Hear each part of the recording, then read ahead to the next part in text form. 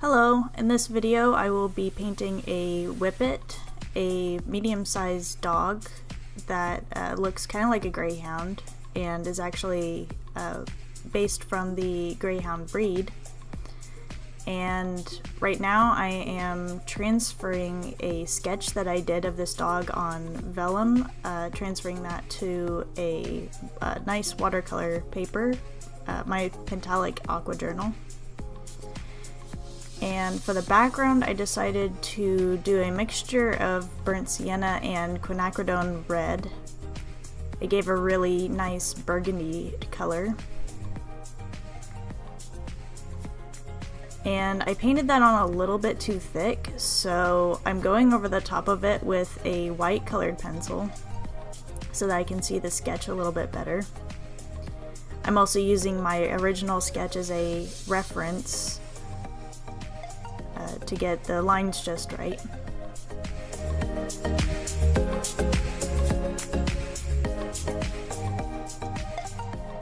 And onto the body of the dog, I'm using a flat brush to put on some yellow ochre and a little bit of burnt sienna and some matte medium.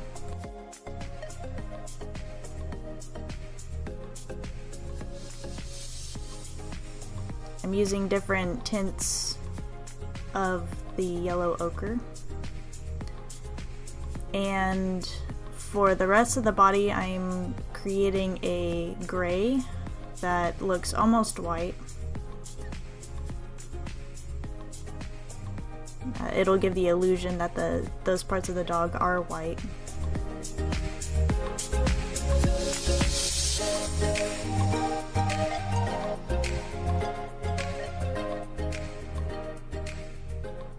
One of the cool things about painting these short-haired dogs is it's really easy to see their musculature and anatomy.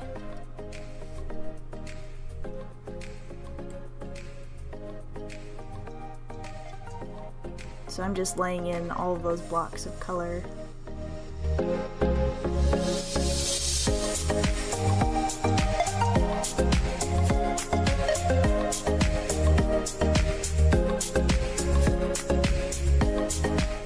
So I waited for that to dry, and now I'm going in with a double lot brush to add some details to the face.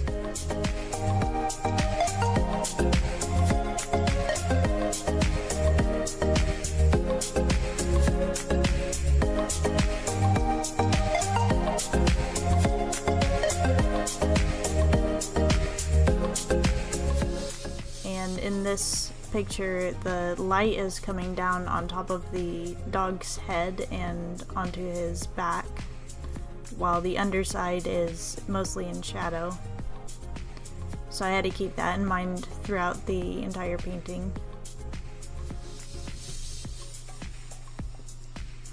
I'm also adding a little bit of the quinacridone red from the background to parts around his muzzle and later around his undercarriage.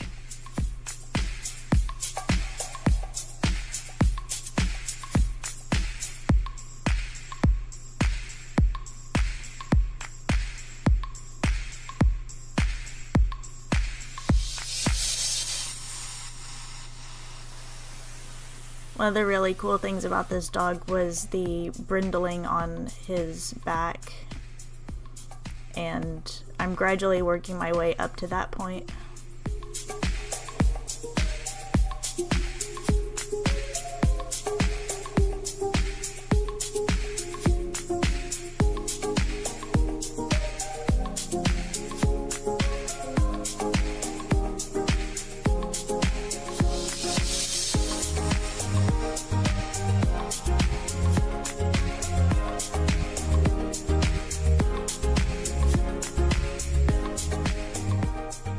So even though some of the light is on the back of the dog and his head, some of it is also hitting different parts of him, like his knee,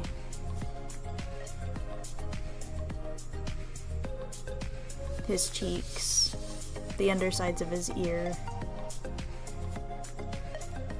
bits of his paws.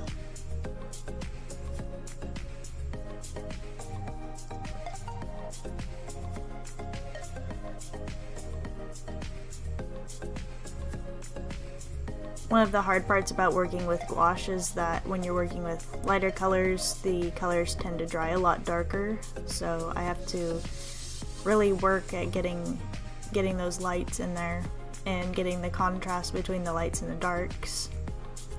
Also because the darks tend to dry a little bit lighter than what you think they are.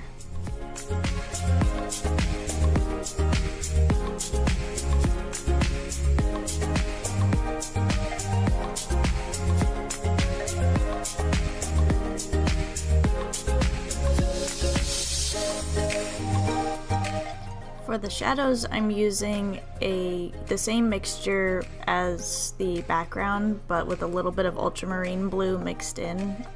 It gave a really nice deep dark purple. And I'm also touching up the background a bit. So I waited for everything to dry before attempting the brindling. I created a mixture of the burnt sienna with a little bit of ultramarine and some titanium white for the darker parts.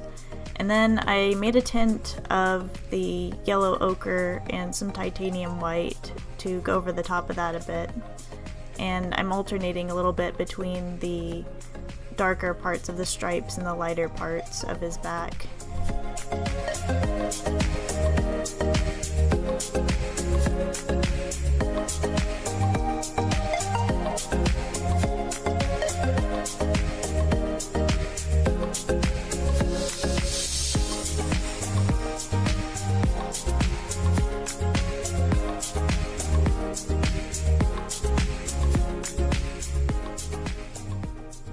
I wasn't quite happy with that, so I went back in with the flat brush to do a little bit of touching up.